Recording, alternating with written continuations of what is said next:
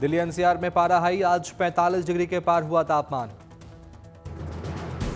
Delhi NCR में 13 जून से मिलेगी गर्मी से राहत, 13 को बारिश के साथ आंधी की भी संभावना। दिल्ली में लू की भी चेतावनी, प्रशासन ने की लोगों से घरों में रहने की अपील। यूपी में कल बदलेगा मौसम का मिजाज, कई जिलों में आंधी और बारिश की संभावना। यूपी के कई जिलों में भीषण गर्मी का ऑरेंज अलर्ट, ललितपुर, झांसी, जालौन, महोबा, हमीरपुर, इटावा, फिरोजाबाद, आगरा, हाथरस, अलीगढ़ और मथुरा में बढ़ेगा तापमान का पारा। बिहार में लोगों को गर्मी से जल्द मिलेगी राहत, कल से कई जिलों में होगी बारिश। बिहार में 15 जून तक मानसून पहुंचने की उम्मीद, किसानों को मिलेगा फायदा। झारखंड में भी लोगों को गर्मी से मिलेगी राहत, 14 जून तक तेज हवाओं के साथ बारिश की संभावना। राजस्थान में अचानक बढ़े तापमान ने गर्मी के तोड़े सारे रिकॉर्ड, गंगानगर में 47 डिग्री के पार पहुंचा तापमान। राजस्थान में 14 जून के बाद लोगों को गर्मी से मिलेगी राहत, कई जिलों में 15 से शुरू हो सकती है बारिश। जयपुर में 45 डिग्री के पार पहुंचा पारा, राजस्थान के 11 जिलों में लू का अलर्ट, 16-17 जून तक राहत की उम्मीद। चंडीगढ़ में सड़कों पर दिख रहा हीटवेव का असर, सुखना लेक पर पसरा सन्नाटा, जलस्तर में आई कमी। यूपी में झांसी में लगातार बढ़ रहा गर्मी का प्रकोप, 44 से 45 डिग्री दर्ज किया गया तापमान, सुबह होते ही आसमान से बरस रही आग।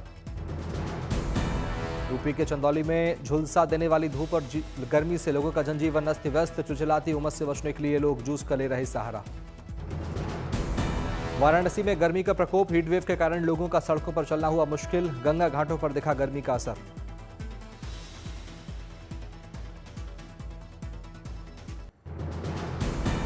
ज्येष्ठ पूर्णिमा के अवसर पर देवघर के बाबा बैद्यनाथ मंदिर में उमड़े लाखों श्रद्धालु, स्नान दान के साथ किए गए अनेक अनुष्ठान। 12 ज्योतिर्लिंगों में से एक है बाबा देवघर का वैद्यनाथ धाम, आज मुंडन, जनेऊ संस्कार, सत्यनारायण कथा का है खास महत्व।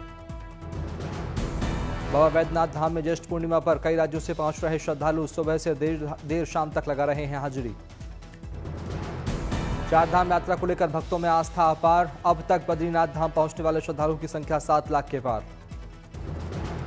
सिखों के तीर्थ स्थल हेमकुंड साहिब में अब तक 1 लाख से अधिक भक्तों ने टेका मत्था, यात्रियों की सुविधा और सुरक्षा के लिए चमोली प्रशासन अलर्ट। अयोध्या में रामलला के मंदिर के बाद अब सीतामढ़ी में जानकी मंदिर और महावीर हनुमान की 108 फुट ऊंची प्रतिमा भी होगी स्थापित, पीएम मोदी को मुख्य यजमान के रूप में आमंत्रित करने की योजना। रामायण रिसर्च काउंसिल शीघ्र ही इसका भूमिपूजन आयोजित करेगा, सीतामढ़ी में जानकी प्राकृतिक क्षेत्र को किया जाएगा विकसित।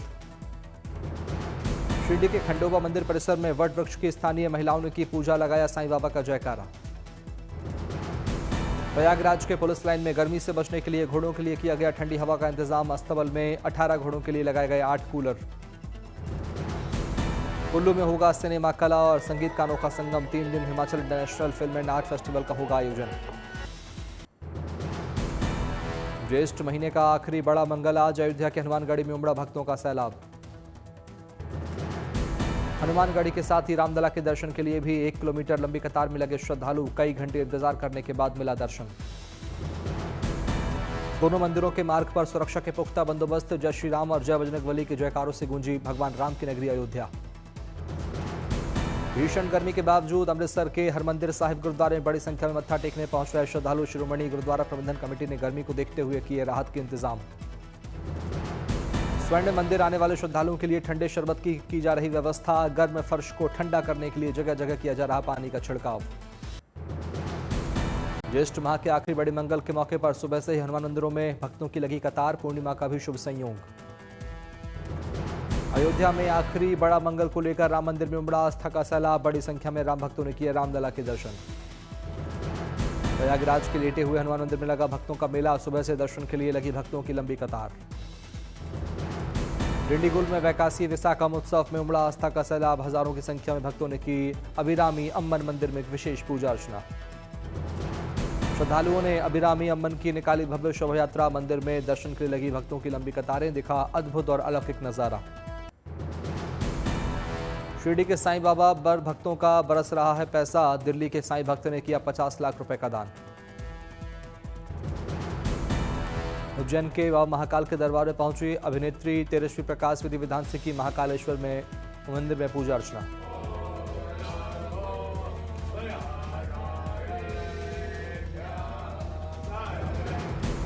चंडीगढ़ में योग उत्सव में शामिल हुए सीएम नायब सिंह सैनी, लोगों के साथ मिलकर किया योग। वडोदरा में अंतर्राष्ट्रीय योग दिवस से पहले योग शिविर का आयोजन, बड़ी संख्या में लोगों ने किया योग। कश्मीर घाटी में चेरी की खेती से किसानों की बदली किस्मत, लाखों की हो रही कमाई। लखनऊ के हनुमत धाम में ज्येष्ठ माह के आखिरी बड़ा मंगल को अनूठी कला प्रदर्शनी का आयोजन, बड़ी संख्या में लोग हुए शामिल। प्रदर्शनी में आध्यात्मिक कलाकृति पंचमुखी हनुमान का चित्रण बना आकर्षण का केंद्र। पुरी में स्नान यात्रा से पहले सुरक्षा कड़ी, श्रद्धालुओं के लिए लगाए गए बैरिकेड्स। चिकमंगलुरु के जंगल में ट्रैकिंग अभियान के दौरान 11 मेडिकल छात्रा भटकी, पुलिस वालों ने सभी को कड़ी मशक्कत के बाद बचाया। केरल तट के पास सिंगापुर ध्वज वाले कंटेनर जहाज में आग लगी, भारतीय तटरक्षक द्वारा अग्निशमन अभियान चलाकर आग पर पाया गया काबू। लखनऊ में सीएम योगी आदित्यनाथ ने बीजेपी कार्यालय में प्रदर्शनी का किया उद्घाटन, प्रदर्शनी में पीएम के 11 साल के कार्य को दर्शाया गया। सीएम योगी ने गिनाई मोदी सरकार की उपलब्धियां, कहा 11 साल में हुए ऐतिहासिक काम। सीएम योगी ने कहा पीएम मोदी के नेतृत्व में भारत को दुनिया में नई पहचान मिली, लोगों को भरोसा बढ़ा है।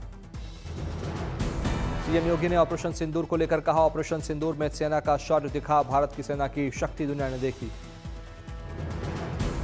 सीएम योगी ने कहा आतंकवाद का जवाब सर्जिकल स्ट्राइक और ऑपरेशन सिंदूर से होंगे। ऑपरेशन सिंदूर के बाद विदेश गए प्रतिनिधि मंडल के सदस्यों से पीएम मोदी मिलेंगे। आज शाम 7 बजे डेलीगेशन के सभी सदस्य पीएम को देंगे ब्रीफिंग। ऑपरेशन सिंदूर पर अमेरिका से भारत लौटे सांसद शशि थरूर ने विदेशों में भारत को मिले समर्थन पर जताई खुशी, कहा दुनिया ने भारत की स्थिति को समझा। बेल्जियम की राजधानी ब्रसेल्स में आतंकवाद की समस्या पर विदेश मंत्री एस जयशंकर की दो टूक, आतंकवाद को द्विपक्षीय समस्या के बजाय बताया ग्लोबल मुद्दा। बेल्जियम में एस जयशंकर ने पाकिस्तान पर किया चोट, वैश्विक स्तर पर आतंकवादी घटनाओं के तार पाकिस्तान से जुड़े हैं। यूपी के बहराइच से विपक्ष को सीएम योगी का सख्त संदेश, कहा आक्रांताओं का महिमंडन बंद होना चाहिए, बोले समाजवादी पार्टी जिन्ना का महिमंडन करती है। यूपी के सीएम योगी आदित्यनाथ ने बहराइच में महाराजा सुहेलदेव स्मारक का किया उद्घाटन, 40 फीट ऊंची प्रतिमा का किया अनावरण, सभा को किया संबोधित। धर्म और आध्यात्म की नगरी वाराणसी पर्यटन नगरी के रूप में होगी विकसित, सूफी संत स्थलों वाल्मीकि आश्रमों का पर्यटन की दृष्टि से होगा विकास। फतेहपुर में ग्रामीण बच्चों को मिली डिजिटल लाइब्रेरी की सौगात, ग्राम पंचायत सचिवालय में अब बच्चे स्मार्ट तरीके से कर सकेंगे पढ़ाई। एनएसजी की ओर से 23वीं इंटरनेशनल सेमिनार का किया गया आयोजन, मानेकशॉ सेंटर दिल्ली में मेक इन इंडिया के तहत बनाए गए ड्रोन और एंटी ड्रोन सिस्टम की लगाएगी प्रदर्शनी। गुजरात के आणंद में गैर कानूनी झुग्गी झोपड़ियों पर चला प्रशासन का बुलडोजर, पुलिस को आवंटित की गई थी जमीन। बिहार में बढ़ते अपराध को लेकर लालू यादव ने सरकार को घेरा, लिखा नीतीश बीजेपी ने विधि व्यवस्था का दम ही नहीं निकाला बल्कि उसका अंतिम संस्कार भी कर दिया है। आरजेडी नेता मृत्युंजय तिवारी ने भी बढ़ते अपराध को लेकर सरकार पर बोला हमला, कहा बिहार में अपराधियों की बहार है, डबल इंजन की खटारा नीतीश सरकार है, अपराधी राज कायम हो गया है। नीतीश कुमार के समर्थन में उतरे जेडीयू नेता अभिषेक झा, कहा नीतीश कुमार की छवि को धूमिल करने में लालू यादव और आरजेडी जुटी हुई है, लालू को अपराध पर बोलने का कोई हक नहीं। श्रीनगर में फारूक अब्दुल्ला ने वंदे भारत ट्रेन से कटरा तक का किया सफर, सीएम के सलाहकार नासिर सोगामी भी रहे मौजूद। फारूक अब्दुल्ला ने कहा हमें इस ट्रेन से फायदा हुआ है, जम्मू कश्मीर के लोगों और टूरिस्ट को इस ट्रेन से काफी फायदा होगा। मालदीव ने बॉलीवुड एक्ट्रेस कैटरीना कैफ को बनाया global tourism ambassador, Bharat Maldives के संबंधों में बड़ा बदलाव, पर्यटन को बढ़ावा देने की दिशा में बड़ा कदम। क्लासरूम घोटाला केस में नहीं थम रही मनीष सिसोदिया की मुश्किलें, एसीबी ने आम आदमी पार्टी के नेता को भेजा दूसरा समन, 20 जून को पूछताछ के लिए बुलावा। रॉबर्ट वाड्रा को ईडी का समन, संजय भंडारी केस में पूछताछ के लिए बुलाया। बेंगलुरु भगदड़ केस में आरसीबी के मार्केटिंग चीफ निखिल सोसले को नहीं मिली राहत, कर्नाटक हाईकोर्ट ने अंतरिम जमानत देने से फिलहाल किया इनकार, आज फिर सुनवाई। मणिपुर में महसूस हुए भूकंप के झटके, रिक्टर पैमाने पर 7.3 रही तीव्रता।